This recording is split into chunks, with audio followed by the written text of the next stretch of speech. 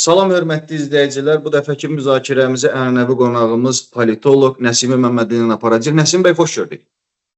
Hoş gördük Səğavət bəy. Mən də sizi və bizim daimi və dəyərli izləyicilərimizi salamlayıram.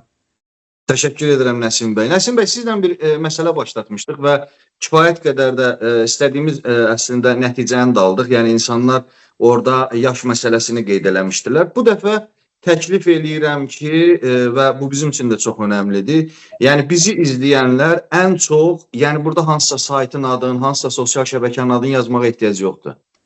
Hansı ölkənin mətbuat orqanlarından informasiya alırlar? Azərbaycan mı, Rusiya mı, Türkiyə mi, Ermənistan mı? Ümumiyyətlə hansı ölkənin mətbuat orqanlarından daha çox informasiya alırlar? Yəni onu yazsalar bizim üçün yenə də Nəsimi bəylə bircə apardığımız, xüsusən Nəsimi bəyin aparacağı o tədqiqat məsələsində çox önəmlidir bizim üçün. Əlbəttə, mən də sizin çağırışa qoşuluram. Olduqca vacibdir. Bundan əvvəl yaşını qeyd etmiş bütün bizim izləyicilərimizə bir daha təşəkkür edirəm. Bizim üçün o çox əhəmiyyətli məlumatları təsnifatlaşdırıb və nəticə çıxarmaq üçün önəmli oldu. Eyni zamanda bəzi hətta orada hansı rayondan izlədiklərini də yazmışdılar. Bunlar da bizim üçün müsbətdir. Yəni Azərbaycanın hansı bölgələrində nə dərəcədə bununla bağlı izlənməni də bilməyimiz maraqlıdır. Və əlbəttə, hansı ölkədən informasiya daha çox alınır, bu bizim ölkənin informasiya təhlükəsizliyinin ölçülməsi ilə bağlı fərdi apardığımız tədqiqata bir qədər də ictimai baxımdan yeni məzmun verəcək və bu əlbəttə çox əhəmiyyətli olar. Ona görə kim hansı ölkənin informasiya mühitini daha çox izləyir və oradan məlumat əldə edirsə, qeyd etməsi bizim üçün faydalı olardı. Təşəkkür edirəm Nəsim bəy və gözləyirəm əslində ki, izləyicilərdən gözləyirəm. Nəsim bəy, bizim üçün biz keçən dəfə Türkiyə daxilində baş verən prosesləri dəyərləndirdik və bu dəfə təbii ki, qonşu olan Ermənistanda bir seçki ərəfəsidir. Seçkiyə artıq bir neçə gün qalıb və çox seçki prosesini, yəni seçki prosesi Azərbaycanda da çox ciddi şəkildə hesab edirəm ki, müzakirəyə səbəb olub, izlənməsini hələ qoyuram kənara. Ona görə də düşünürəm ki, elə bu dəfə biz Ermənistan seçkilərini və seçkinin gələcəkdəki nəticələri ilə bağlı sizin fikirlərinizi alaq. Və yeri gəlmişəm, indiyənə qədər bundan əvvəlki Ermənistandakı seçkilərlə bağlı da xatırlayıram, elə bizim müzakirə aparmışdıq, orada dediklərinizin hamısı və Türkiyə seçkiləri ilə bağlı verdiyimiz o rəqəmlərə qədər hamısı düz çıxmışdı. Bu dəfə görək hansı proqnozları verəcəksiniz, şəxsən mənim özümə də çox maraqlıdır. Və beləcə, Nəsim bəy, ümumiyyətlə bilirəm ki, Ermənistan seçkilərini çox yaxından izləyirsiniz. Və bu seçki prosesində nələri müşahidə edirsiniz? Ümumiyyətlə bu seçki prosesi nə ilə yadda qalır və seçkiləri necə görürsünüz? Çox sağ olun Səğavət bəy. Təşəkkür edirəm verdiyiniz dəyərə görə. Əlbəttə, Ermənistanda mən deyərdim ki, Cənubi Qafqazda və postsovet məkanında çox nadir izlənən bir seçki prosesini izləməkdəyik. Ona görə nadir izlənən deyirəm ki, doğrudan da bu şəkildə rəqabətli və pluralist seçkilər demək olar ki, Pribaltika ölkələrində, Şərqi Avropa ölkələri istisna olmaqla bizim regionda olmuyor. Hətta məsələn Gürcüstanın özündə, Azərbaycanda, Qırğızstanda müəyyən demokratik, hətta Qazaxıstanın özündə belə müəyyən o demokratik seçki elementləri olub. Amma Ermənistanda bugün keçirilən seçki həm pluralist seçki baxımından, yəni cəmiyyətdə tamamilə rəqabətli və azad bir seçki kimi qiymətləndirilə bilər. Ümumiyyətlə seçki prosesi, bilirsiniz, bu bir prosesdir. Proses təqribən 3 mərhələdən ibarətdir. Birincisi, seçki öncəsi siyasi mühitin dəyərləndirilməsidir. İkincisi, seçki təbliğat, təşviqat və səsvermə günü ilə bağlı, yəni o prosedurun özü ilə yekunlaşan mərhələdir. Üçüncüsü isə seçkidən sonraki dönəmdir. Yəni, bir seçki prosesini qiymətləndirmək üçün təkcə səsvermə günü yaxud da ki, təbliğat, təşviqat mərhələsi bəzi hallarda tam fikri formalaşdırmaq üçün yetərli olmuş. Ona görə Ermənistanda bu üç mərhələnin üçünə də baxmaq lazımdır ayrıca. Təbii ki, indi seçki öncəsi mühit seçkidən sonra baş verəcəkdir, amma ilkin bununla bağlı da müəyyən bir qənaətlər var. Mən açığı seçki öncəsi mühiti təqribən belə qiymətləndirərdim ki, bu Ermənistan tarixində bir ilk olacaq ki, Qarabağla bağlı başladıkları hərəkatın tam iflas etdiyindən sonra keçirilən ilk seçkidir. Yəni, müharibədən sonra düzdür, bir seçki keçirdik. Amma o zaman hələ Xankəndində 100 minə yaxın erməni var idi. Hələ Rusiya sülhməramlıları bölgədə idi. Yəni, Azərbaycan suverenliyini tam bərpa etməmişdi. 2023-cü ilin sentyabrındakı tamamilə bu proses yekunlaşdı. Daha doğrusu başladı və ilin sonunda yekunlaşdı. Xüsusilə 2024-cü ilin aprel ayından etibarən Rus qoşunları da Azərbaycandan çıxdı. Və Qarabağ məsələsi demək olar ki, yaxın tarix üçün bir 35 illik bir dönəm, orta tarix üçün bu gedir təxminən bir 50-60 il, yəni Sovet dövründə də var idi. Daha biraz uzun müddətli dövr götürəndə Çar Rusiyası yıxıldıqdan sonra başlayan 1905-ci il, ondan sonraki dönəmlərdə olan prosesləri də əlavə eləsək, yəni bu münaqişə nəhayət ki bitib. Yəni bu gərginlik bu ölkə daxilində həmişə bu separatist meyil qutarıbdır və təbii ki bu ilk dəfədir ki Ermənistan cəmiyyəti belə bir şəraitdə seçkiyə gedir. Yəni əgər yenə qeyd edirəm 2021-ci il seçkisində müharibəni uduzmuş Ermənistan, amma Qarabağ yerində hələ bilinmir taleyi necə olacaq. Orada gələcəkdə onun statusu ilə bağlı, orada əhalinin yaşaması ilə bağlı, təhlükəsizliyi ilə bağlı hansı beynəlxalq və yerli konfigurasiyalar qurulacaq. Bunlar hamısı qeyri-müəyyəndir. Belə bir vaxtda Nikol Paşinyan seçkiyə getdi. Amma indi hər şey aydındır. Aydındır ki, artıq Azərbaycanda erməni yoxdur. Və ermənilər bir daha ora qayıtması, belə deyək də, real hüquqi və siyasi şərtlərdə qeyri-mümkün görünür. İndi belə bir şəraitdə olan seçicilər necə reaksiya verəcəklər seçkiyə? Bu çox maraqla izlənirdi. Bununla yanaşı Ermənistan faktiki olaraq Rusiyadan məsafə saxlayaraq Rusiya ilə münasibətləri müəyyən qədər soyutma istiqamətində aparırdı. Qərblə isə paralel olaraq münasibətlərin istiləşməsi, çox yaxınlaşması prosesi gedirdi. Və bu da əslində bundan əvvəlki seçkilərdə bu qədər qütbləşməmişdi.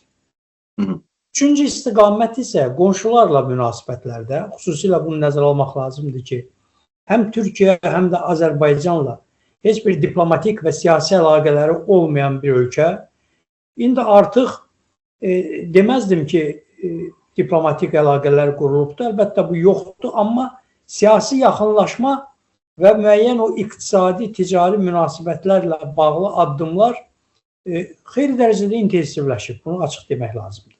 Yəni, Azərbaycan artıq öz ərazisindən Ermənistana mal və məhsulların göndərilməsi ilə bağlı qadağaları ləğv edibdir. Yəni, rahatlıqla Ermənistan həm Rusiyadan, həm başqa ölkələrdən Azərbaycan vasitəsilə müəyyən mallar ala bilir. Eyni zamanda Türkiyə ilə sərhədlərin açılması ilə bağlı məsələlər də demək olar ki, texniki baxımdan bəlkə hansısa məqamlar qalsa da, amma strateji olaraq bu məsələdə də hiss olunur ki, həll variantları tapılıb. İndi gün məsələsidir, ay məsələsidir. Seçkidən sonra yəqin ki, bu daha böyük sürət götürəcəkdir. Digər bir amil isə Ermənistanın regionda iki əsas müttəfiqi var idi. Biri Rusiya, biri İran. İndi Rusiya ilə münasibətlərlə yanaşı, İranın özündə də çox ciddi, xüsusilə Birləşmiş Ştatlar və İsrail ilə aparılan müharibə Ermənistanla İran münasibətlərinə də təsirsiz ötüşmür. Çünki faktiki olaraq Birləşmiş Ştatlarla İran arasında ziddiyyətin artdığı bir dönəmdə, gərginliyin, müharibənin getdiyi bir dönəmdə Ermənistan Birləşmiş Ştatların maraqlarına qarşı gəlib İranla çox da yaxınlaşa bilməz. Düzdür, bu indi mətbuatda, müzakirələrdə çox açıq görünmür, amma strateji olaraq Ermənistan həm də bu seçkiyə elə bir vəziyyətdə gedir ki, İrandan əvvəlki qədər dəstək alma imkanı yoxdur. O da məhdudlaşıb. Yəni, bax, bu seçki öncəsi mühitlə bağlı xarici və geosiyasi amillərlə zəngin olan məsələni dəyərləndirməyə çalışdım. Eyni zamanda ölkə daxilində də Ermənistan tarixində ilklər yaşanır. Bu ilkin biri odur ki, bayaq qeyd elədiyim kimi, bu seçki olduqca rəqabətli, pluralist bir seçkidir. Yəni, elə bir seçki prosesi artıq başlayıb ki, və yekunlaşır ki, daha doğrusu, bütün erməni cəmiyyəti aktivdir. Erməni nə qədər, məsələn, fəal, pasionar kəsim ki var, bu hamısı fəaldır. Zaten Ermənistanda seçicilərin aktivliyi 50%-in üstündə deyil. Bunu bilirik də. Yəni, seçici sayı orada təqribən 2 milyon 500 min, 2 milyon 600 min seçici sayı var idi. Bunun indi 100 mindən çoxunun səs vermə imkanı olmayacaqdır. Çünki indi mövcud qanuna görə ölkə kənarında səs vermə məntəqələri qurulmayacaq. Yəni, səs vermək istəyirsənsə, gəl ölkənin daxilində səs ver.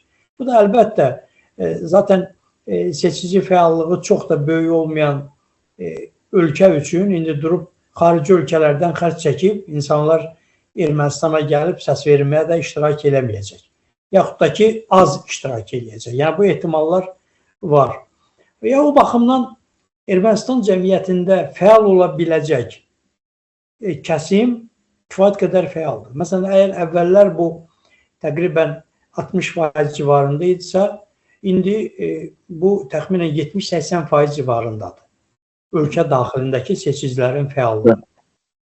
Düzdür, bu seçicilərin təxminən 20-30% arası hələ bunlar mövqesizdir. Hələ də bunlar tam şəkildə öz tərəfini müəyyənləşdirməyiblər.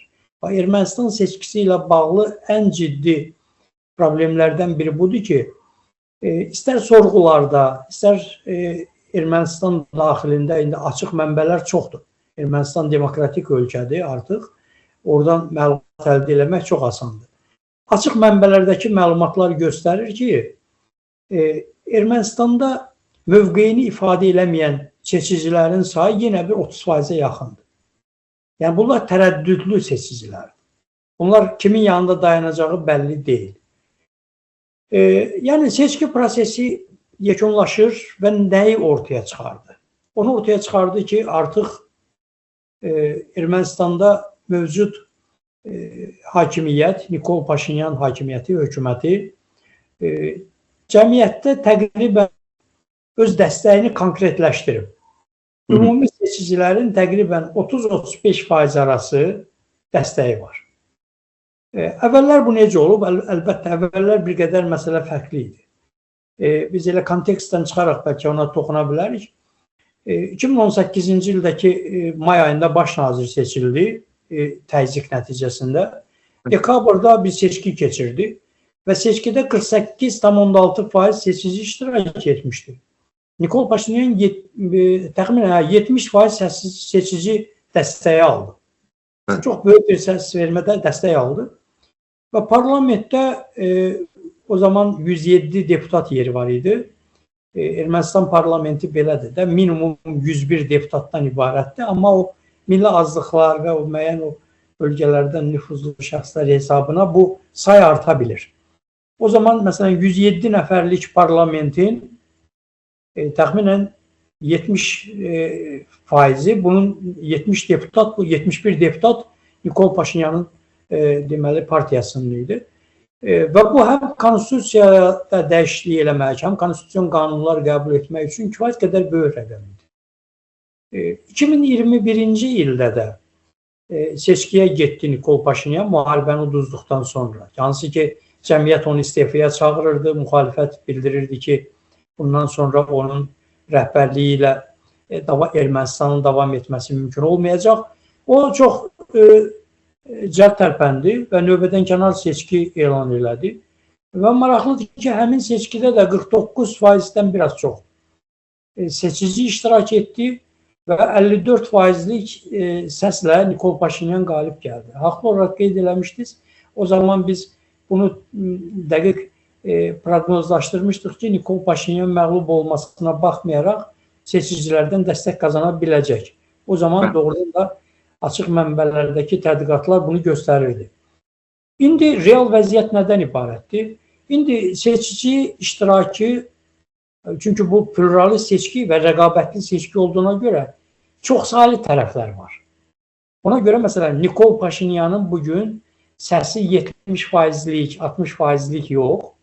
Məsələn götürülür təxminən 30%lik. İndi tərəddüd edən seçicilər də son anda məntəqəyə gedəndə onlar mövqe bildirirlər. Bunların da ehtimal olunur ki, təxminən yəni bu tərəddüdlü seçicilərin 60-70% Nikol Paşinyana səs verə bilər. Çünki onlar üçün adətən tərəddüdlü seçici niyə görə tərəddüd edir? Yəni onun konkret tərəfi yox. O nə mövcud hakimiyyətə sərt müxalifətdə deyil, nə də müxalifətə qarşı tutaq ki, sərt hakimiyyət tərəfdarı deyil. O baxır rifahına, ölkədəki sabitliyə, real vəziyyətə, məsələn, seçki kampaniyası dönəmində kiminsə dediyi, hansısa tərəfin dediyi sözdən aldığı müəyyən o impulslara, yaxud da ki, təşviqat dönəmində üzləşdiyi, gördüyü, qarşılaşdığı hallara, yəni bu qərar verməsi bununla bağlı ola bilir. Adətən belə seçicilər hökumətlərə səs verir. Yəni ona görə mən düşünürəm ki, 70% təqribən bu 20-30% arası ki, tərəddüdlü seçici var. Bunun 70%-i Nikol Paşinyan hökumətinə və onun partiyasına səs verə bilər. Yəni bu 30%-in üzərinə də biz onu gəlsək, o da təqribən belə bir nəticə çıxır ki, seçici iştirakı 50%-in civarında olacaq yenə. Çünki dediyim kimi bir 100 mindən çox seçici inanmıram ki, onlar Ermənistana gəlib səs versinlər. Ermənistandan kənarda olan seçicilər daha çoxdur. Amma belə ehtimal olunurdu ki, bəlkə gəlib onlar səs verə bilər. Amma indi tendensiya onu göstərir ki, bu da çox belə diqqət çəkmir. Yəni 50% civarında, biraz bəlkə üstündə olan bir seçici fəallığı ola bilər. Nikol Paşinyan birinci partiya olaraq çıxacaq. Ermənistan konstitusiyasına görə orada partiyaların və blokların seçki faizində müəyyən hədd var, barajlar var, limit var. 5 və 7%lik həmin o limitləri partiya və blokların keçməsi ehtimalına nəzər salsaq, parlamentdə ən azı parlamentin legitimliyi üçün 3 partiya yaxud blok təmsil olunmalıdır. Bu mərhələ keçiləcək. Çünki ikinci yerdə olan Samvel Karapetyanın əsas ana müxalif kimi o prosesi aparır. Onun partiyasının təqribən 8-10%lik belə reytingi var. Yəni verilən rəylər onu göstərir. Eyni zamanda Robert Köçəryanın da parlamentdə təmsilçiliyi ilə bağlı məsələlər reallaşa bilər. O da barajı keçəcək. Belə deyək ki, konstitusiya dəyişmək üçün böyük çoxluq əldə etməsi məsələsi ilə bağlı bir mənalı fikir demək çətindir.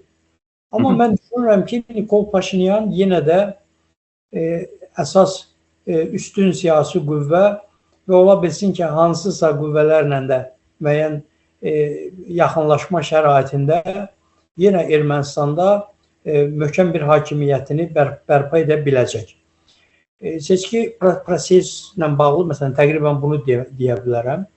Ümumən götürsək, belə deyək, çox geosiyasi rəqabət şəraitindədir seçki. Burada xüsusilə Rusiya bütün vasitələri işə salıb ki, Nikol Paşinyanın bu seçkidə qalib gəlməsinin qarşısını alsın. Bütün vasitələrlə buna cəhd edir. Amma Rusiyanın özündə də bir yanaşma da var. Yəni bunu da biz mütləq qeyd eləməliyik. Məsələn, Nikol Paşinyan nə vaxt hakimiyyətə gəlib? 2018-ci ildə. 2018-ci ildə Rusiya onun qarşısını kəsə bilərdimi? Əlbəttə kəsə bilərdi. Rusiyada biz bilirik, 2008-ci ildə belə bir hal oldu. Ondan əvvəl də olmuşdu. Yəni, müxalifətin önünü rahatlıqla kəsə bilirdi hakimiyyət. Yəni Rusiya ona dəstək verirdi, Qərb də heç nə edə bilmirdi. Amma 2018-ci ildə Sarkisyan məxməri inqilab nəticəsində devrildi. Bu Sarkisyan idi ki, o birbaşa yəni Rusiya bağlı adamdır. Rusiyanın maraqlarını hər cür qoruyan adam idi. Necə ki, ondan əvvəl Köçəryan bunu edirdi, eyni şeyi də Sarkisyan edirdi. Yəni, Rusiya onu dəyişmək istəməzdi. Amma elə vəziyyət yarandı ki, Rusiya o addıma getməli oldu. Niyə görə getməli oldu? Biz indi diqqətli izləyicilərimizə bu mərhələni də məncə xatırlatmağımız bəlkə yerinə düşər. Rusiya 2014-cü ildəki Krımı ki ilhaq etdi, fevral-mart aylarında. Ondan sonra çox ciddi şəkildə Qərbin sanksiyaları başladı Rusiyaya qarşı. Və bu həm Birləşmiş Ştatların, həm Avropa İttifaqının, eyni zamanda G8 ölkələri, o zaman G8 idi, indi G7. Rusiya oradan uzaqlaşdırıldı.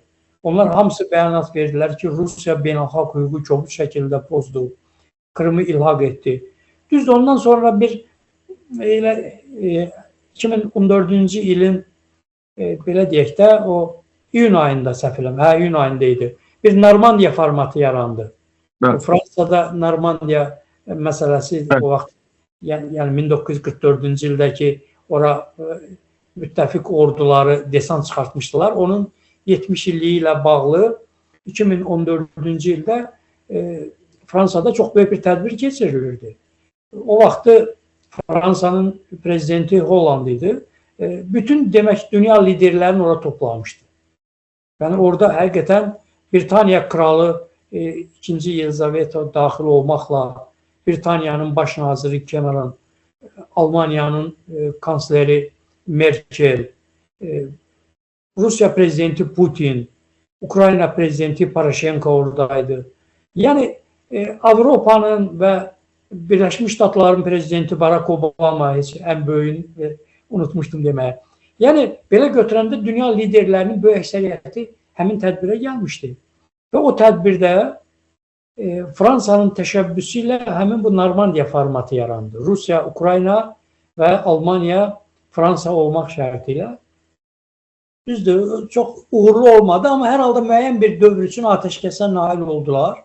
O zaman Avropa İttifaqı sanksiyalar tətbiq etsə də, Rusiya ilə diplomatik əlaqələr davam edirdi. Rusiya ilə münasibətlər çox da sərt gərginləşməmişdi. Və bu 2022-ci il Ukraynaya qarşı müharibə başlayandan sonra o format dağıldı və proses tamamilə fərqli istiqamətə getdi. Yəni bunu ona görə qeyd edirəm ki, Rusiya Qərbin sanksiyalarına qarşı Ukrayna ilə keçirdiyi müharibədən sonra üzləşmişdi və müəyyən qədər problem yaranmışdı. Rusiya Ermənistanın da demokratik prosesinin önünü kəssəydi, bu onun üçün əlavə bir yükə çevrilirdi, əlavə bir problem açırdı. Ona görə Rusiya fikirləşdi ki, Ermənistanda hakimiyyət dəyişikliyi onun maraqlarına çox da kəskin qarşı gəlməyəcək. Nədir? Sarkisyana ən azı belə də, yəni mesaj ötürdülər ki, səni qorumayacaq, müdafiə eləməyəcək. Yəni hakimiyyətdən getsən də problem deyil. Və Sarkisyan razılaşdı, hakimiyyəti Nikol Paşinyana təhvil verdi. Bu və Rusiya doğrudan da həmin dövrdə haqlı idi. Fikirləşirdi ki, tamamilə Ermənistan Türkiyədən məsafəli, Azərbaycanla müharibə şəraitində və tamamən Rusiyadan asılı, orada hərbi bazam var. Ora 100 dənə qərb yönümlü gəlsin, mənə neyniyəcək? Yəni o geosiyasi proseslərin, xüsusilə Rusiya-Ukrayna müharibəsinin belə olması, Azərbaycanla 44 günlük müharibənin nəticələrinin belə olması, Rusiya bunu proqnozlaşdırmırdı. Rusiya düşünürdü ki, Nikol Paşinyan bir müddət sonra ya mənlə razılaşacaq, ya da hakimiyyətin bir dönəmindən sonra yenə xalqı qaldıracam, qüvvələr var, yola salacam, özümə bağlı avtoritarin birini gətirib oturdacam orada. Bu plan pozuldu. Və həqiqətən də Rusiyanın, mən o vaxt prosesləri, o vaxtda da elə çox yaxından izləyirdim. Rusiya əslində 2013-cü ildə Sarkisyana qarşı çox ciddi bir təzyiq də etmişdi. Hansı ki, Sarkisyan, xatırlayırsınızsa, 2013-cü ildə Avropa İttifaqı ilə saziş imzalamaq istəyirdi. O vaxt erməni diasporası çox ciddi şəkildə bunu bir bayram təntənəsinə çevirmişdilər və Sarkisyan da düşünürdü ki, Rusiya ilə münasibətlər sabit saxlamaqla Avropa ilə də münasibətləri yeni bir üst səviyyə qaldıraq. Və o vaxt Rusiyadan olan təzyiqlər elə bir miqyas aldı ki, Sarkisyan məcbur oldu Avropa İttifaqı ilə hazırlanmış sazişi bir kənara atdı. Getdi Avrasiya İqtisadi Əməkdaşlıq Təşkilatına qoşuldu. Yəni 2013-cü ildə. Bunu niyə görə deyirəm? O dövrdə Sarkisyanla da Rusiyanın arasında müəyyən bir çat yaranmışdı həmin o hadisəyə görə. Ona görə biraz da qulaq vurması vermək istədi ki, yəni sən zaten belə fikirləşirdin, qoy indi səni bir müvəqqəti də olsa bir nəfərlə əvəz edirəm. Nəsə demək istəyirsiniz? Bəy, hətta belə bir fikir də ortaya atıldı ki, 2010 aprel döyüşləri də məhz Sarkisyanın qulaq vurması üçün lazım idi. Eşq olsun. Bu da siz hərbi ekspert və bir hərbi baxımdan müşahidə edən şəxs kimi çox doğru yerində vurgu salırsınız. Haqlısınız. Və əslində Avropa ilə Ermənistan arasındakı münasibətlər eyni ilə Azərbaycanla necə olmuşdursa, Ermənistanla da elə başlamışdır, Gürcüstanla da. Çünki bu Cənubi Qafqaza Qərbin bütöv bir baxışı var idi. Yəni bu regiona Qərbin həm Birləşmiş Ştatların, həm Avropa İttifaqının vahid bir baxışı var idi. Burada fərqli bir siyasət yürüdülmürdü. Düzdür, pərdə arxasında fərqlilik var idi. Ermənistanla Azərbaycana qarşı bir ikili standartlar var idi. Məsələn, Gürcüstan daha çox himayə olunurdu və s. Amma ümumən götürəndə 1996-cı ildə TES sazişi imzalandı. Avropa ilə tərəfdaşlıq və əməkdaşlıq sazişi. 1996-cı ildə Ermənistan da imzaladı, Azərbaycan da imzaladı. 99-cu ildə həmin sazişlər hər iki ölkədə qüvvəyə mindi. Ratifikasiya olundu. Azərbaycan da öhdəlik götürdü ki, Avropa Şurasına üzvlüklə bağlı qanunvericiliyi dəyişəcəm. 2000-ci ilin ortalarında nəzərdə tutulurdu ki, artıq saziş imzalansın. Ardınca 2009-cu ildə şərq tərəfdaşlıq proqramına hər iki ölkə daxil oldu. Həm Azərbaycan, həm onlar. Ermənistan daxil oldu. Amma 2013-cü ildə Avropa ilə hər tərəfli strateji əməkdaşlıq sazişinin imzalanması məsələsi Rusiyanı qəzəbləndirdi. Rusiya həqiqətən də o vaxt Sarkisyan hökumətini müəyyən qədər o qulaq vurması vermək istədi və aprel döyüşlərindən sonra həqiqətən Sarkisyan 2017-ci ildə Avropa ilə həmin sazişi imzaladı. İmzaladıqdan sonra Rusiya ümumiyyətlə qərar verdi ki, Sarkisyanla qurtulmaq lazımdır. Amma Sarkisyanla qurtulmanı necə? O dönəm xatırlayırıq da, 2015-ci ildə parlament konstitusiya dəyişdi, Ermənistan prezidentli respublikadan keçdi parlamentli respublikaya və Sarkisyan həmin referendumda elan eləmişdi ki, mən artıq prezident olmayacağam və baş nazir də olmayacağam. Yəni 2008-də seçilmişdi, 2018-ci ildə vaxtı bitirdi, bildirdi ki, ondan sonra da baş nazirliyə namizədliyimi verməyəcəm. Amma gəldi 2018-ci ilin seçkisində namizədliyini verdi, baş nazir oldu və Maydan hərəkatı başladı.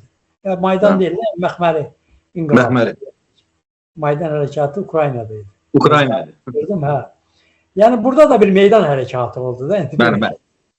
Paşinyan çadır qurdu, meydanlardan çəkilmədi və Sarkisyan məcbur oldu, müəyyən bir təzyiqlərdən sonra istefa verdi, getdi. Yəni bunu o kontekstdə qeyd edirəm ki, Rusiya-Ermənistan münasibətlərində əlaqələrin dinamikası, məsələn, 2000-ci illəri götürsək, bu bir orta münasibətlər, regionda hamı ilə olan eyni münasibətlər idi. Amma 2000-in sonlarına doğru Ermənistan artıq Qərbə daha çox yaxınlaşırdı. Xüsusilə 2022-ci ildən sonra, Ukrayna-Rusiya müharibəsindən sonra və Azərbaycan-Ermənistan arasında sülh prosesi ki, Charles Michel'in vasitəçiliyi ilə Avropa İttifaqının vasitəçiliyi intensiv xarakter aldı. Rusiyanın insarından müəyyən qədər çıxarıldı. Ondan sonra bu proses çox sürətləndi.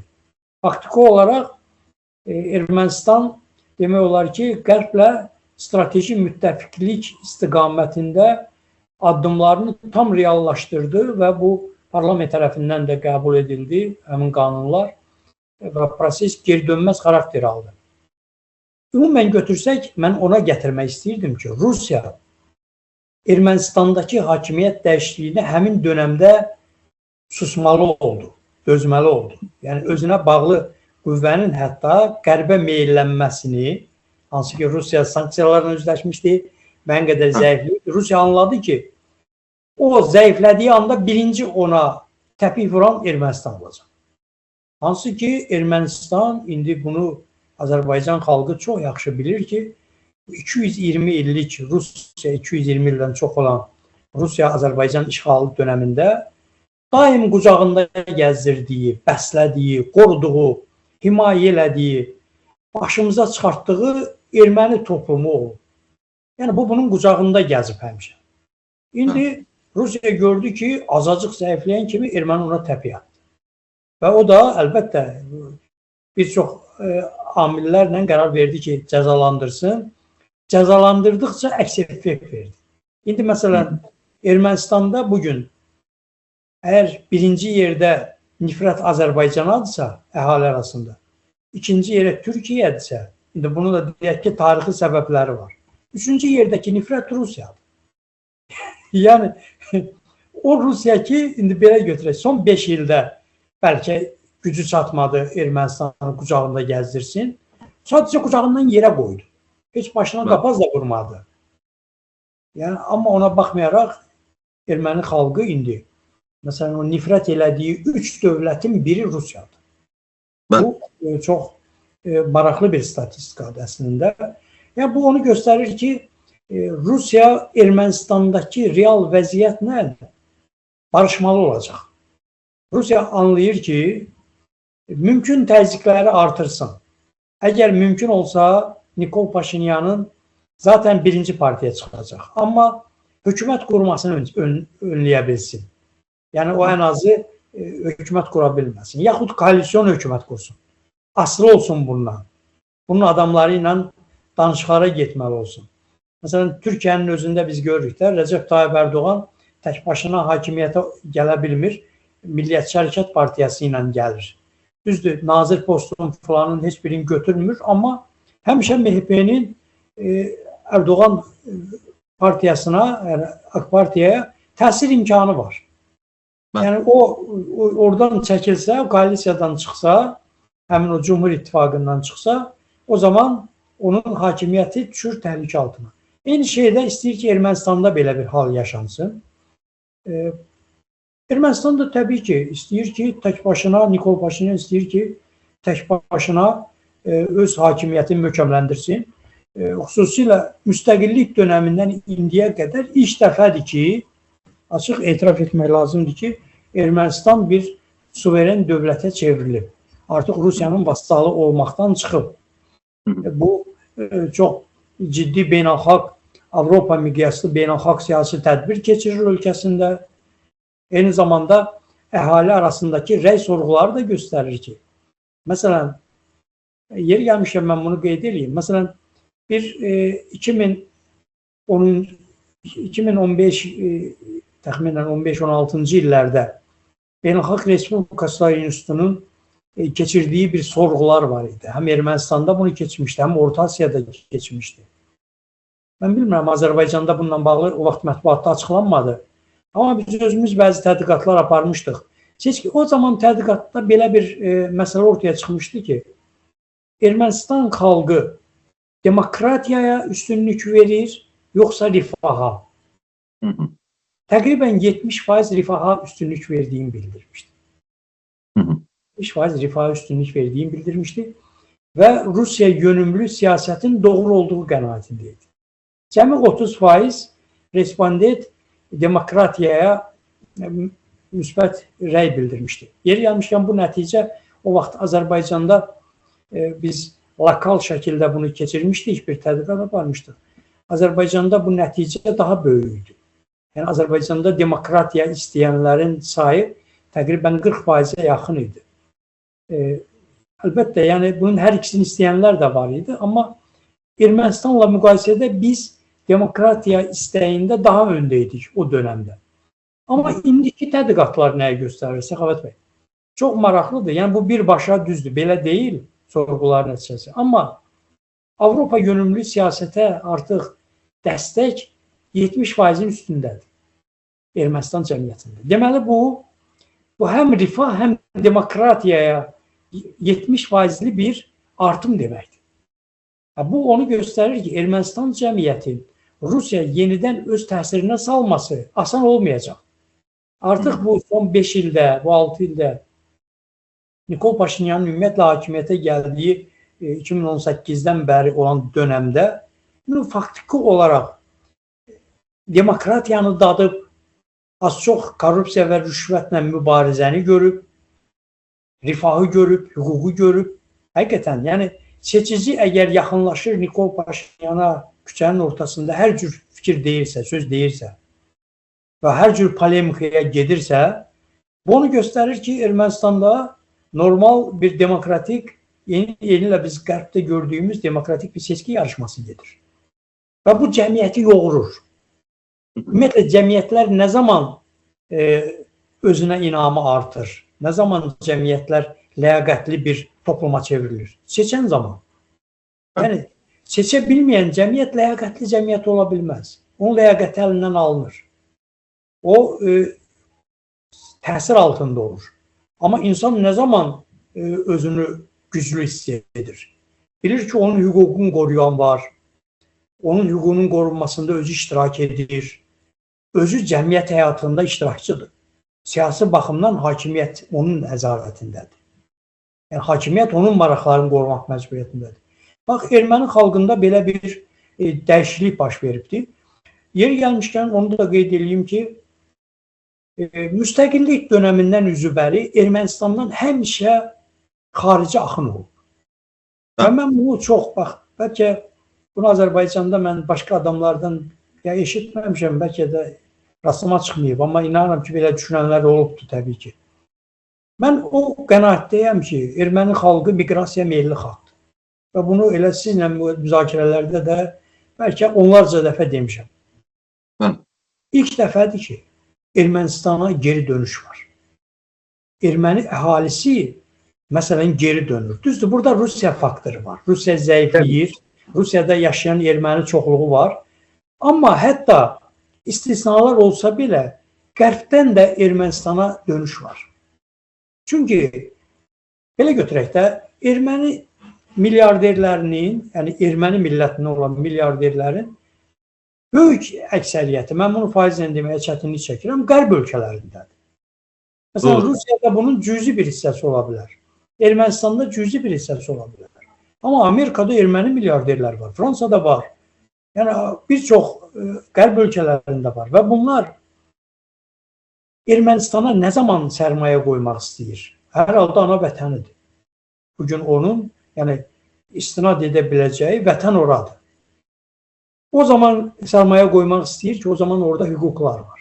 Onun sərmayəsinə təminat var. Orada demokratik seçki var. Deməli, Ermənistan milyarderlərinin də Ermənistan o pasyonar kəsiminin də Ermənistana dönüşü üçün indi Ermənistanda mühit yaranır. Mən bunu qeyd eləməyi bəlkə mən qədər doğru saymıram, amma kiçik bir detalla qeyd eləyəcəm ki, Nikol Paşinyan bəlkə bizim üçün, bu yaxın vədə üçün, Azərbaycan üçün uğurlu bir liderdir Ermənistanda. Amma orta və uzaq vədə üçün Azərbaycan üçün ciddi problem olacaq. Çünki o Ermənistanı əgər bu dinamika ilə inkişaf elətdirsə, Rusiyada, eyni zamanda postsovet məkanında, hətta qərbin özündə çoxsaylı ermənilərin axını olacaq Ermənistana. Zaten ekoloji baxımdan çox gözəl bir yerdir. Sən ora sürətlə kapital axını olacaqsa, orada təhlükəsiz mühit olacaqsa, rəqabətli mühit olacaqsa, deməli orada ermənilər gəlib yaşamaq istəyəcək. Bu bizim üçün o zaman Ermənistan müqayisə eləsək, məsələn, Azərbaycan bu baxımdan müəyyən qədər tənəzzülə doğru gedə bilər. Çünki Azərbaycanda iqtisadiyyat böyümür. Azərbaycanda uşaq artımı dayanıbdır. Azərbaycanda demoqrafik problemlər getdikcə artacaq. İqtisadi baxımdan belə götürək də, bizim düzdür, indi müəyyən resursdan asılı olan iqtisadiyyatımız var hələ də. Düzdür, hökumət deyir ki, biz neftdən asılı deyilik, şaxələndirmişik falan. Amma istənilən halda müqayisə eləyəndə Ermənistan iqtisadiyyatı güclənən istiqamətə gedir. Müasir texnologiyaları özünə cəlb edə bilir. Məsələn, 50 mindən çox Rusiyadan IT mütəxəssisi köçüb gəlib orada. Orada gəlib şirkətlər qurublar. Sabahları bu şirkətlər, məsələn, 10 il müddətində onlar tamamən Ermənistan mühitində işləyəndən sonra siz əmin olun ki, onlar bir çox məsələlərdə Cənubi Qafqazda həlledici mövqeyə çıxacaqlar. O zaman erməni xalqının içində bizə qarşı münasibət də dəyişəsi deyil. Hələ yaxın, orta və yaxın dövrdə bu heç inandırıcı deyil. Onlar bu nifrətlə yoğrulublar, bu müharibələri görüblər. Əllərinə fürsət düşdükcə, əlbəttə çalışacaqlar ki, onlar bizi daha da zəiflətsinlər, özləri güclənsin. Belə nümunə var. Məsələn, Birləşmiş Ştatların dəstəyi ilə İsrail demək olar ki, Orta Şərqdə tamamilə belə yararsız torpaqlar üzərində nəhəng bir dövlət qura bildi. Yəni, ən azı bölgə dövlətlərinin hamısı hesablaşır, çəkinir. Ermənistan da bunu edə bilər. Yəni, pullu ermənilər var, geosiyasi mövqeyi kifayət qədər əhəmiyyətlidir. Yəni, Türkiyə ilə, Azərbaycanla müharibə şəraitində olmasa, deməli, Türkiyə ilə də münasibətləri normallaşdırsa, hər şey qaydasında olacaq. Və ona görə qeyd edirəm ki, Ermənistan cəmiyyəti bu reallıqları bilərək artıq Rusiya yönümlü siyasətçilərə dəstək vermir. O siyasətçilərin isə Rusiya yönümlü olmadığını gizləyərək hakimiyyətə gəlmə imkanları yoxdur. Çünki bu rəqabət, qarşıdurma elə bir həddə çatıbdır ki, Nikol Paşinyan məqsədli şəkildə bunu müzakirəyə daşıyıb, sahəyə daşıyıb. Açıq şəkildə Qarabağdan gələn erməniləri ittiham edir, Rusiyanı ittiham edir. Elə bir şərait yaradıbdır ki, qarşı tərəf məcbur olsun müdafiə xarakterində buna cavab versin. Və faktiki olaraq Qərb Rusiya qarşıdurmasını ölkə daxili seçkiyə gətirib. Bu, müəyyən risklər yaratsa da, əsasən fürsətlər açıb onun üçün. Dediyim kimi, artıq Ermənistan-Azərbaycan münasibətləri, Ermənistan-Türkiyə, Ermənistan-Qərb, Ermənistan-Rusiya və eyni zamanda erməni cəmiyyəti daxilindəki münasibətlər yeni bir Ermənistan doğmaqdadır. Doğru. Bir dənə fikir deyim və keçim digər suala. İsrail misal gətirdiniz. Əslində, elə məsələn, mən də dünənki yazıda da qeyd eləmişdim ki, faktiki olaraq Qərb burada yeni İsrail yaradır. Və o dediyiniz məsələ bir qədər həqiqətən də təhlükəlidir. Məsələn, necə ki, dünyadakı yahudilər İsrail dövlətini özlərinin baş ofisi hesab edirlər. Heç ora gəlməsələr də dünyadakı bütün ermənilər, əgər Ermənistanı özlərinin baş ofisi hesab eləsələr, hesab edirəm ki, bu çox ciddi nəticələr verə bilər. Və qeyd elədiniz və kifayət qədər geniş formada hər kəsin anlayacağı dildə Ermənistanda baş verən siyasi mühiti detallarına qədər qeyd elədiniz və burada gəlir Ermənistan seçkisi ilə bağlı təbii ki, daxili məsələsi, Rusiya məsələsini gətirdiniz, amma Ermənistan ümumiyyətlə seçkilərinə biz həm də digər tərəfdən də baxa bilərik. Azərbaycanla sülh, Qərb Ermənistan münasibətləri və Rusiyanın, məsələn, Putin hər saat, məsələn, mən indiyənə qədər izləyərkən Putini Ukraynanı hədələdiyini görmüşəm, bir dəfə Polşanın hədələdiyini eşitmişəm. Yəni, çox, hər saat haransa hədələmək kimi yoxdur, amma faktiki olaraq Ermənistanı 2 dəfə hədələdi. Yəni, bu da onu göstərir ki, biri var Solovyovun dili ilə, biri də var kiminsə dili ilə, amma birbaşa, yəni birinci şəxsin dili ilə hədələnmə məsələsi var ortalıqda. Siz necə görürsünüz? Ümumiyyətlə, Ermənistan özünüz də qeyd elədiniz ki, əslində Qərblə Rusiyanın bir toqquşmasını gətirdi, seçkiyə çıxartdı. Yəni, bunu da bacardı. Bu toqquşma hansı nəticələr verə bilər? Ümumiyyətlə, Azərbaycanla Türkiyəni birləşdirək, üstəgəl Qərb, çünki orada Fransanın ciddi maraqları var, silah satışından əlavə, orada hələ Avropa İttifaqının mülki missiyası da oradadır hələ ki və Rusiya faktoru. Çox maraqlı və çox yerində olan bir sualdır. Əslində, bununla bağlı real geosiyasi vəziyyəti əgər biz analiz etsək, mütləq nəzərə almalıyıq region dövlətlərinin yanaşması. Ermənistana Rusiya Nikol Paşinyan hakimiyyətinə o halda tam təsir göstərə bilər ki, Azərbaycan və Türkiyə onun yanında olsun.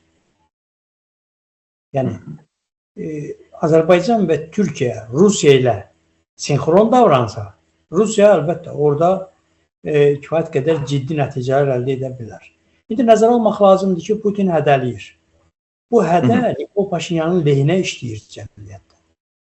Yəni, ona seçici dəstəyi gətirir. Bir də digər tərəfdən, Birləşmiş Ştatların özü isə həm Biden administrasiyası, həm Trump administrasiyası Ermənistanla strateji münasibətləri ən üst səviyyə qaldırıb. Bir neçə gün bundan əvvəl Birləşmiş Ştatların dövlət katibi Rubio Ermənistanda oldu.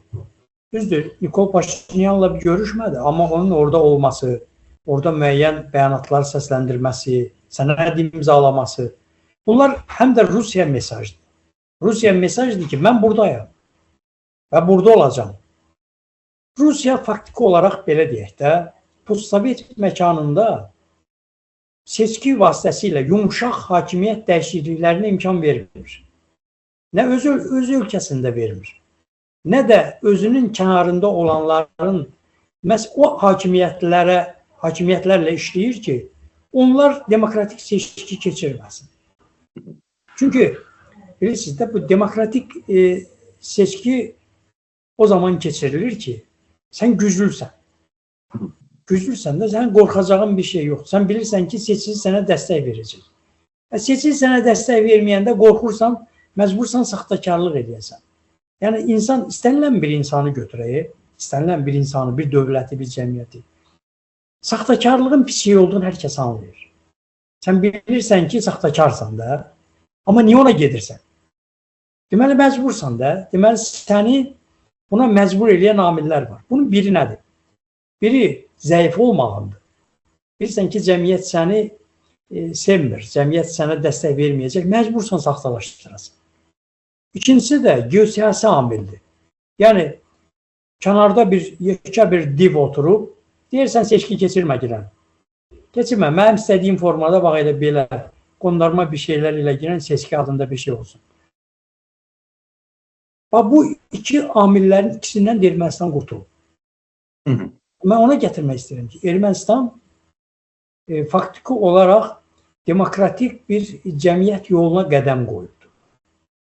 Bu məsələdə Azərbaycan və Türkiyə, bayaq dediyim kimi, Rusiyanın yanında yer almasa, yerində yer almasa, yəni belə görünür ki, almır və almayacaqdır.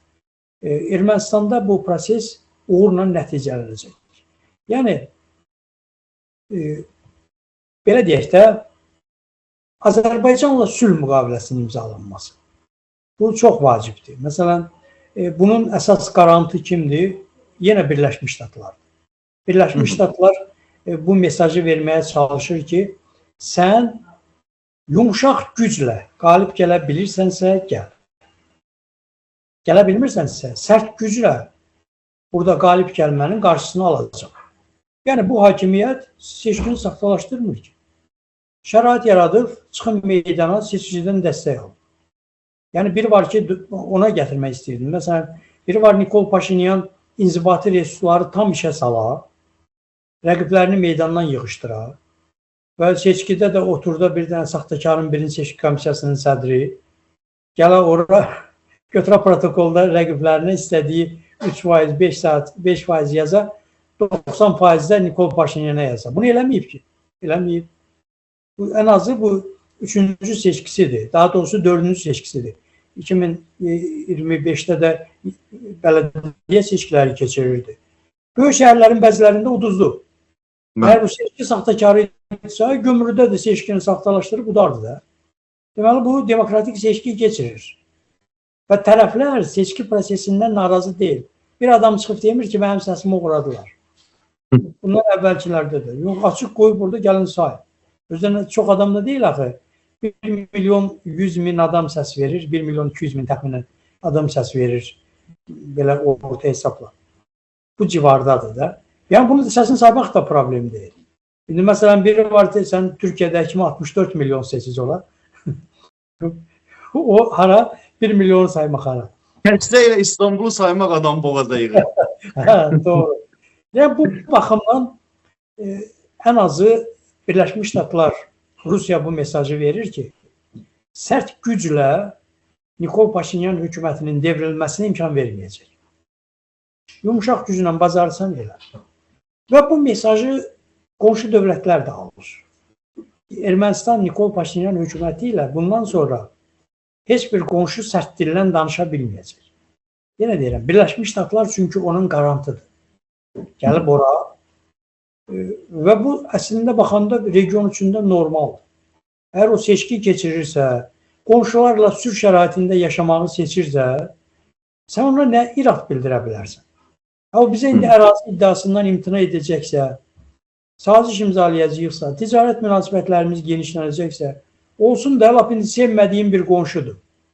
O qədər deyil, yaşadığımız yerlərdə bütün qonşuları sevmirik ki. İçində sevmədiyin qonşular var, məcbursan yaşayırsan. Xoşun gəlmir, evini sat, köç. İndi onu da köçmürsənsə, gərək birgə yaşayasan.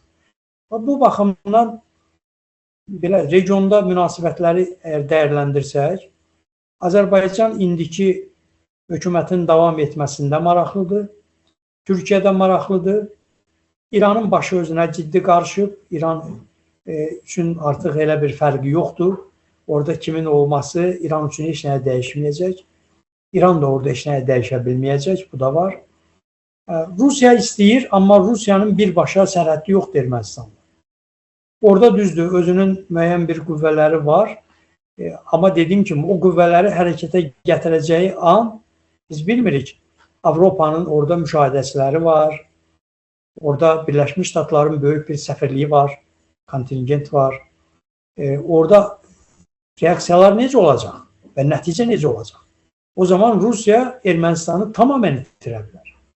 Və elə itirə bilər ki, Cənubi Qafqazdan bir dəfəlik ayağı kəsilər. Ona görə Rusiya düşünür ki, bunu etmək risklidir. Ona görə gücə əl atacağını sanmıram. Bu ritorikada müəyyən şeylər ola bilər. Əlbəttə, biz biraz da gözləyək, indi bir 4 gün qalıb seçkinin yekunlarına. Ondan sonra hər şeyi dəyərləndirmək olar.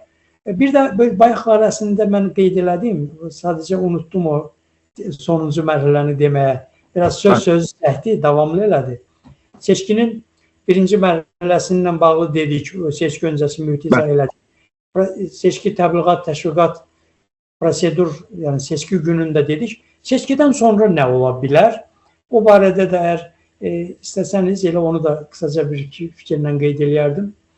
Təbii ki, Nəsim bəy, onu istəyəcəkdim ki, bir proqnoz almaq istəyirəm ki, ümumiyyətlə seçki ilə bağlı proqnozunuz nədir və ikinci əsas məsələ, təbii ki, o qeyd elədiniz, Rusiya necə davrana bilər, hansısa formada davrana bilər, bu aydın məsələdir bunlar.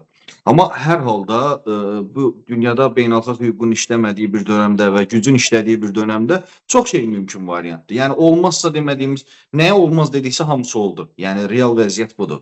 Ona görə bir proqnozunuzu almaq istəyirəm. Ümumiyyətlə Paşinyan əgər yenidən seçilərsə və güclü şəkildə gələrsə, bu regionda nəyi dəyişə bilər? Çünki mən düşünmürəm ki, yəni Rusiya təkcə bir dənə addım atsa, sırf Ermənistanla bağlatsın, özünüz də dediniz, Ermənistan itirilsə Cənubi Qafqazdan çıxacaq. Yəni burada həm də Cənubi Qafqazın taleyi var məsələdə. Yəni burada, çünki biz nəyə baxırıq? İranla bağlı məsələdə biz görürük, Rusiya, İran, Çinin bir ortaqlığı var. Çinin bu regionda çox ciddi marağı var, biz görürük. Azərbaycana hava hücumundan müdafiə sistemi satır.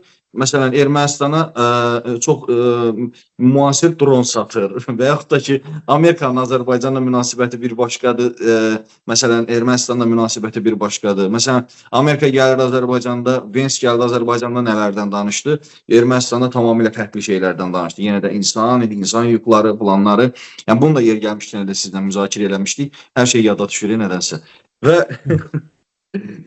ümumi, yəni siz seçkinin nəticələrini necə görürsünüz və seçkidən sonraki dönəm regionda nəyi dəyişə bilər? Çünki sanki bir region uğrunda mübarizə gedir. Yəni biz burada Ermənistan kimi baxmayaq da məsələyə. Faktiki olaraq bu region uğrunda bir mübarizəyə kimi baxmaq lazımdır. Bir qədər belə görürəm. Bəlkə də səhv görürəm. Yox, doğru görürsünüz. Belə deyək, Rusiya bölgədəki yerini və rolunu qoruyub saxlamağa çalışır. Bununla bağlı deyək ki, Rusiya tamamilə zəifləyib, artıq bir ölü dövlətdir. Bu ədalətli olmaz. Rusiya bölgə dövlətlərindən güclüdür. Təsir imkanları var. Əlində sərt güc var, qaba güc var. Əgər xarici böyük güclər, məsələn, qlobal güclər qorumasa, bizim region üçün daimi təhdiddir Rusiya. Yəni, Rusiya burada istədiyini etmək gücündədir. Bunu açıq demək lazımdır. Yəni, indi Ermənistan olsun, Azərbaycan olsun, Gürcüstan olsun, bunlar Ukrayna ilə müqayisə oluna bilməz. Ukrayna NATO dövlətləri ilə həmsərhəddir. Birbaşa Avropa özünün bir buferi kimi yanaşır, özü üçün təhlükəsizlik çətiri kimi baxır Ukraynanın güclü olmasına və ona hər cür dəstək verir. Ukrayna xalqı da döyüşür, indi bu da qəbul edilməlidir ki, bizim Sovet İttifaqı dönəmində xatırlayırıq, Rusiya ordusunda Ukraynalıların həmişə bir döyüşən yeri, rolu həmişə olubdur. Yəni o bölgədə İkinci Dünya müharibəsinin ağırlığı o bölgədə keçib də. Yəni o xalq müharibələri görüb, müharibələri yaşamış xalq. Bir qədər üzr istəyirəm, ola bilər bir qədər laf belə çox belə irəli getmiş olaram, amma mən açıq demək lazımdır ki, o müharibəni o qədər müddətə, bax o şiddətdəki müharibəni hər xalq bacarmazdı. Hər xalq dözməzdi. Doğrudur. Yəni Rusiya-Ukrayna müharibəsinin uzun çəkəcəyi ilə bağlı biz o vaxt bunu deyəndə çoxları deyirdi ki, bu mümkün deyil. Bu maksimum bir neçə aydan sonra yekunlaşacaqdır. Və doğrudan da Ukrayna xalqının hesabına bu uzandı. Ukrayna xalqının dözümünün, müqavimətinin hesabına təbii ki, Qərbin də müəyyən dəstəyi var. Amma bu dəstək olmasa belə Ukrayna təslim olacaq qədər, yəni belə zəif bir xalq deyil. İndi belə deyək də, Rusiya Cənubi Qafqazdakı mövqelərini qoruyub saxlamaq üçün iqtisadi cəlb edilliyi yox, regionda belə deyək ki, o hüququn üstünlüyünə dəyər verən dövlət imici yox, bir təcavüzkar kimi, regionda əlində sərt gücü olan qorxulu bir güc kimi müəyyən təsir edir, müəyyən təsir saxlayır. Bu region dövlətləri tədricən gücləndikcə, xaricdən özləri üçün müttəfiqlər əldə elədikcə, Rusiya da o imkanların yavaş-yavaş itirir. İndi belə götürsək, Azərbaycan həm Türkiyə ilə hərbi müttəfiqlik sazişi imzalayıbdır. Eyni zamanda çox yaxın bir hərbi müttəfiqik Türkiyə ilə.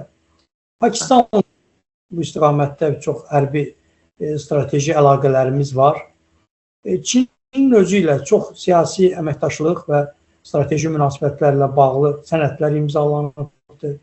Avropa İttifaqının 8 ölkəsi ilə, ümumilikdə Avropanın 10 ölkəsi ilə belə sazişlər var. Birləşmiş Ştatlarla belə bir saziş imzalanıbdır. Ən azı bir xartiya imzalanıbdır. Yəni bunlar onu göstərir ki, Rusiya bu bölgəyə əvvəlki qədər təsir etmə imkanında deyil. Ən azı həm hüquqi baxımdan, həm siyasi baxımdan, həm də hərbi baxımdan əngəllər artıb. Rusiya çalışacaqdır ki, regionda əlaqələri, indiki bu sabit əlaqələri qoruyub saxlasın. Ən azı Ukrayna arasında müharibə, Ukrayna ilə müharibə davam etdiyi müddətdə Rusiyanın bu bölgəyə təsir imkanları çox olmayacaq. Rusiya düşünür ki, əgər o müharibəni bir formada dayandırsam, məsələn, indi zaten bir üstünlüyü var. Ukrayna ərazilərinin 20%'ini tutubdur. Onu əldə saxlasa, dünya bundan razılaşsa, Ukrayna bundan razılaşsa, Rusiya o zaman açıq deyək ki, iştahı artacaq. Yəni, bu bizim üçün riskli variantdır. Bunun necə olacağını bir mənalı demək hələ çətindir. demək çətindir. Qərb əlbəttə bununla razılaşmayacaq, Ukrayna da razılaşmır. Proseslər də irəlilədikcə itkilər də artır. Müxtəlif mənbələr, müxtəlif rəqəmlər səsləndirir, amma hər halda 1 milyondan çox əskərin öldüyü haqqında məlumat var Rusiyada. Düzdür, Ukrayna tərəfində itkiləri var, amma indi bu hər halda bu canlı insandır da, robot deyil. Təbii. Çünki texnologiya inkişaf edəcək, bir neçə ildən sonra robotlar sürəcəklər sahəyə. Amma insan faktoru önəmli faktordur. Və Rusiya bu bölgədə, necə deyək, bir formada onun razılığı ilə prosesin yekunlaşması ehtimalları nəzərdən keçirilir. Bunu Birləşmiş Ştatlarda, Çində, bəzi Avropa ölkələri də bu fikirdədir ki, Rusiyanın daha da sərt gücə əl atmasının qarşısını kəsək. Məsələn, əlində taktiki nüvə silahlarının istifadəsinə qədər bu məsələ böyüməsin, təhlükə olmasın ona. Yəni, bir sürünə müharibə davam eləsin, belə zəifləsin. Bax, bu amillərə görə biraz hələ qəti fikir demək çətindir ki, necə olacaq. Ermənistanla bağlı, Gürcüstanla bağlı Rusiyanın istəkləri gün kimi aydındır hər kəsə. Azərbaycanla bağlı da bizim hamımıza aydındır.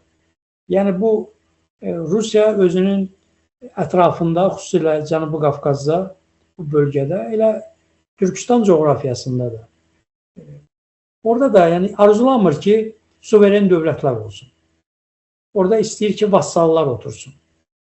Vassallar otursun, belə qondarma bir seçki prosesləri keçirsinlər və ondan davam eləsin. Yəni, o bölgəyə təsirini saxlasın. Amma indi Ermənistan bu əzbəri pozub. Gürcüstanda da bir seçki demokratiyası var. Yəni, ən azı Gürcüstanda mövcud hakimiyyət 40% civarında səs ala bilir əhalidən. İndi ola bilsin ki, onu artırır, 50%-ə qədər çıxartmaq üçün inzibati resurslardır, müəyyən şeylərdən istifadə edir. Amma deyim sizə ki, total saxtalaşdırır, müxalifəti tamamən hamısını məhv edib, belə şey yoxdur. Burada Gürcüstanda da müxalif qüvvələr kifayət qədər, məsələn, cəmiyyətdə iştirak edir. Onların resursları var. Ermənistan daha üst mövqeyə çıxıbdır. Bu, Ermənistanı daha da cəlb edici edəcək. Amma dediyim kimi, Rusiyanın bu bölgədə əvvəlki nüfuzun, əvvəlki gücün, mövqeyin əlinə qaytaracağı inandırıcı deyil mənə. Mən şəxsən düşünürəm ki, ümumiyyətlə, Rusiyanın yanında olanlar, yəni sadəcə olaraq özünü qorumaq üçün onun yanında olanlardır. Yəni təhlükədən özünü qorumaq üçün onun yanında olanlardır. Yoxsa yəni normal bir ağılla başla, normal məntiqlə insan niyə görə məsəl üçün və yaxud da ki, hansısa bir dövlət niyə görə Rusiyanın yanına sığınmalıdır və yaxud da ki, yanında olmalıdır? Şəxsən mən onu düşünmürəm. Və son... Əslində, sözünü unutmayın, əslində Rusiya normal dövlət olsaydı, bax, onun orbitində olan, ətrafında olan dövlətlərin sayı indikindən 10 dəfə çox olar. Təbii ki. Həm resursları var, geniş ərazidir. Yəni, bütün sahələrdə əməkdaşlıq edərdin, ondan qazanardın, qarşılıqlı faydalanardın. Amma indi qorxudan qalmışsan, ondan qorxu əməkdaşlığı. Belə münasibət əlbəttə bu davamlı deyil. Və son olaraq fikrinizi alım. Ümumiyyətlə, siz, məsələn, bu qlobal aləmdə baş verən proseslər biz görürük, şahidi oluruq. Bu proseslərin Ermənistan-Azərbaycan münasibətlərinə, yəni sülh müqaviləsi ilə bağlı və yaxud da ki, ümumiyyətlə Cənubi Qafqazla bağlı, məsələn, bəzi mütəxəssislər var, məsələn, onlar qeyd edirlər ki, Cənubi Qafqazda ciddi təhdid var. Bəzi mütəxəssislər düşünür ki, yox, Cənubi Qafqazda ümumiyyətlə təhdid yoxdur. Bəzi institutlar qeyd edirlər ki, yəni hətta qeyd edirlər ki, Azərbaycan ilə Ermənistan arasında yenidən bu toqquşma baş verə bilər. Bəziləri deyir, bu məsələ bitib artıq. Yəni, siz necə görürsünüz? Ümumiyyətlə, qısa olaraq, yəni Cənubi Qafqazda, yəni düzdür, məsələn, xatırlayıram, dəfələrdən demişsiniz ki, pisli vəziyyət bundan da pisə doğru gedəcək. Amma ümumi bu suverenlik məsələsi, yəni sualı sırf konkretləşdirək. Suverenlik baxımından, dövlətlərin suverenliyi baxımından, dövlətlərin varlığı baxımından, ümumiyyətlə bu yaşam baxımından və həyat rifahı baxımından da hətta deyərdim. Qısa vadədə və təbii ki, biz indi qısa vadədə qeyd elədiniz Paşinyanla Azərbaycan münasibətlərini. Nə görəcəyik və bu uzun vadəyə bunu yaxşı mənada necə yaymaq olar və yaxud da ki, yaymaq olarmı? Gözəl sualdır əslində. Bir mənalı demək ki, təhdid yoxdur, yaxud ciddi təhdid var. Bir mənalı demək çətindir. Belə ümumən baxırsan, proseslərin analizi göstərir ki, müəyyən təhdidlər də var, fürsətlər də var. Amma bunların hansının yüksəlib, hansının azalacağı təkcə region dövlətlərinə asılı deyil. Dediyim kimi, burada xeyli dərəcədə qlobal proseslərin təsiri var. Yəni, bu proseslər necə inkişaf edəcək? İndi dünyada gələcək dünya nizamı necə qurulacaq? Bu suallar açıqdır. Faktiki olaraq əvvəllər deməyək də, məsələn, biz son 30-35 ildə Birləşmiş Ştatların tək qütblü bir nizamı üzərində əgər dünyada proseslər inkişaf edirdisə, indi artıq bu nizam pozulub. İndi pozulmuyor, bir neçə ildir ki pozulub. Təbii. Yəni bu ona doğru gedir ki, indi hələ xaos dövrüdür. Bu keçid dövrü nə qədər çəkəcək? Məsələn, mən sizlə müzakirələrdə bunu 2030-35 belə proqnozlaşdırıram. Amma ola bilər ki, yanılım. Bu daha da uzun çəkə bilər. Yaxud bəlkə qısa çəkə bilər. İndi bunu mənalı demək çətindir. Bu müharibələrə bağlı olacaq, müharibələrin nəticələrinə bağlı olacaq. Rusiya-Ukrayna müharibəsinin nəticəsi mən düşünürəm ki, çox ciddi təsirli olacaq. İran-Birləşmiş Ştatlar müharibəsinin təsiri çox həlledici olacaq. Hələ ki, bu müharibələr açıqdır. Yəni, indi atəşkəslə bağlı İran-ABŞ arasında atəşkəs var. Amma bizim regionda ən böyük təhdid elə budur ki, ən böyük region dövlətləri müharibədədir. Və bu müharibələr geniş əraziyə yayılma ehtimalı da çox böyükdür. Əlbəttə, müharibələrə görə müəyyən fürsətlər də var. Bunu da demək lazımdır. Amma risklər də var. İndi bunları bir mənalı hamısını yerinə qoyaraq təhlil edib o qənaətə gəlmək çətindir. Dediyim kimi, hadisələr necə inkişaf edəcək? İranın aqibəti nə olacaq? Rusiya-Ukrayna müharibəsinin aqibəti nə olacaq? Buradakı bu qeyri-müəyyənlik davam etdiyi müddətdə bir mənalı demək çətindir. Çünki orada əsas faktor budur. Amma ümumən götürsək, mən düşünürəm ki, Ermənistan-Azərbaycan arasında sülh əldə edilib. Yəni, bu mərhələ üçün biz Ermənistandan torpaq iddiasında deyilik.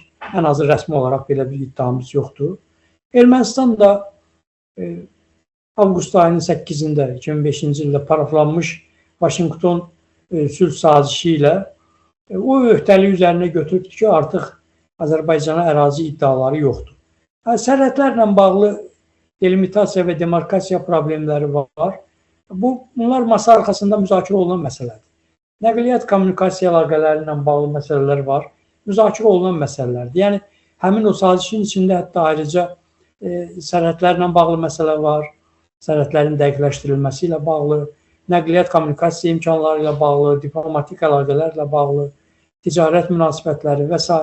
Yəni, bunlar hamısı ayrıca sənəd şəklində gələcəkdə müzakirə olunacaq. Ermənistandakı seçkinin yekunu bir şeydə bizdə, məsələn, mənim özümdə bir tərəddüd yaradır ki, seçkidə əgər çox böyük həlledici səs üstünlüyü əldə etməsə Nikol Paşinyan, yeni konstitusiyanın qəbulunu həyata keçirmək üçün referenduma gedə biləcəkmi? Referenduma getməsə, bizim Ermənistanla sülh sazişinin aqibəti necə olacaq? Yəni, bu hansı müddətə qədər təxirə düşəcək? Bu qeyri-müəyyənlik hansı şərait yaradacaq? Bu artıq zaten regionda sülh istəməyən bütün qüvvələri üçün bir imkana çevriləcək. Bunu nəzərə almaq lazımdır ki, o zaman gərginliyi artıran məqamlar da üzə çıxa bilər. Amma bu risklər var. Amma ümumən belə götürsək, Azərbaycan dövlətinin və hakimiyyətinin iradəsi ondan ibarətdir ki, regionda əməkdaşlığa və sülhə mümkün qədər dəstək versin. Yəni, bu təhlükənin böyüməsinin qarşısını kəssin. Amma başqa bir tərəfdən indi Ermənistanda revanşist qüvvələrin varlığı da bizim üçün təhlükədir. Yəni, dediyim kimi, Ermənistan modern ordunu da modernləşdirir, müasir texnologiyalar əldə edir, haqlı olaraq qeyd elədiniz. Bunlar biz aramızda sülh var deyib başımızın altına yastıq qoya bilmərik. Erməni xalqının bizə münasibətini bilirik. Əsrlərlə formalaşmış bir münasibət var. Bunun ortadan qalxması əsrlər çəkəcək. Yəni bu elə asanlıqla baş verməyəcəkdir. Biz Avropa xalqı deyilik ki, 100 illik müharibələrdən sonra sərhədləri açaq. Biz şərq xalqlarıyıq, qanı coşqun xalqlarıq, musiqimiz eynidir, mətbəximiz eynidir. Biraz belə dərindən araşdırsan, çox qarışmışıq bir-birimizə. Yəni bu amillər onu göstərir ki, biz elə asanlıqla barışacaq toplumlar deyilik. Bunlar həmişə diqqətli olmalıdır, nəzərdən qaçmamalıdır. Amma ümumən götürsək, mən düşünürəm ki, qlobal proseslərin təsiri ilə bizim regionun gələcəyi aydınlaşacaq. Regionda indi geosiyasi baxımdan Azərbaycan üstün mövqeyə çıxıb, hərbi baxımdan da, siyasi baxımdan da, iqtisadi baxımdan da hələ ki həll edici gücdür. Amma bunun davamlı olması məsələsi nə dərəcədə davamlı olacaq, bu proseslərdən asılıdır. Yəni bu bir mənalı demək çətindir ki, elə bu 50 il biz dominant olacaq. Yox. Ola bilər bu sürətlə dəyişsin və buna uyğun da müəyyən qədər biz dinamik bir siyasi fəaliyyət ortaya qoymalıyıq dövlət olaraq. Doğru, bəy, təşəkkür edirəm vaxt ayırdığınız üçün və mən düşünürəm ki, heç Ermənistandakı siyasətçilər belə Ermənistan daxili ilə bağlı təbii ki, o rəqib kimi bir-birlərindən danışa bilərlər, amma siyasi prosesi bu qədər dərindən və tarixlərinə qədər, nöqtəsinə vergülünə qədər bu qədər araşdırmayıb və yaxud da ki, indiyənə qədər qeyd eləməyib. Ən azından mən izlədiyim qədərindən bunu görürəm. Təşəkkür edirəm və bir daha sizə, var olasın. Çox sağ olun. Mən də sizə və bizim izləyicilərə təşəkkür edirəm. Yayımı bəyənsinlər, paylaşsınlar. Ən azı daha çox izləyicilərə çatsın. Və keçən dəfəki yayımımızda olduğu kimi şərh yazaraq bizlə həmfikir olduqları yaxud bizim fikirlərimizdə doğru saymadıqları məqamları qeyd eləsinlər. Yəni o tənqidlər çox önəmlidir ki, əgər varsa belə, indi tənqid xatirinə tənqid yox. Yox, təbii də. Amma doğrudan da indi geosiyasi olaraq ola bilər nəyisə daha dəqiq ifadə eləmək olar, mümkündürsə. Öz şərhlərini yazsınlar, fikirlərini bildirsinlər. Növbəti müzakirələrdə biz onların hamısını nəzərə alırıq. Mən ümumiyyətlə şərh silməyi sevmirəm və belə komandiyada belə demişəm ki, yəni heç kim orada şərh silməsin, yalnız birinə. Aşağılama və təhqir və falan olmadıqca üstənilən bir tənqidi orada daim qalır və tənqid heç vaxt, mənim üçün tənqid çox önəmlidir. Çünki tənqid olmayan yerdə inkişaf da olmaz. Ona görə də həm tənqidlər... Sözü tutmayın, sizin izləyicilər arasında mən səviyyəsiz belə izləyiciyə hələ rast gəlməmişəm. Yəni, yox, məndə də görmədim. Səviyyəli izləyicilərdir. Ona görə səviyyəli izləyicilərlə də səviyyəli bir münasibətin biz ortaya qoymaq məcburiyyətindəyik. Yəni, məcburiyyətindəyik, həm də səviyyəlidir. Yəni, səviyyəsiz istoriya deyil, onu demək istəyirəm. Və keçən dəfə sizin o qeyd elədiyiniz və o yaş məsələsi də onu göstərdi ki, yəni çox az sayda 20'li yaşlarda insan gördük. Biz burada daha çox 30'dan daha çox 50, 60, hətta 70, 80 yaşa qədər insanlar var. Yəni kifayət qədər artıq belə dünya görüşü olan yetkin və yaxud da ki, çox ən azından hiss olunur ki, kifayət qədər də intellektual kəsimdir. Ona görə də elə izləyicilərlə təşəkkür edirəm ki, vaxt ayırırlar, baxırlar və yeri gəlmişkən mütləq şəkildə hansı ölkədən informasiyanı, hansı ölkədən daha çox alırlar, onları da mütləq şəkildə qeyd eləsinlər. Sağ olun. Sağ olun, var olun.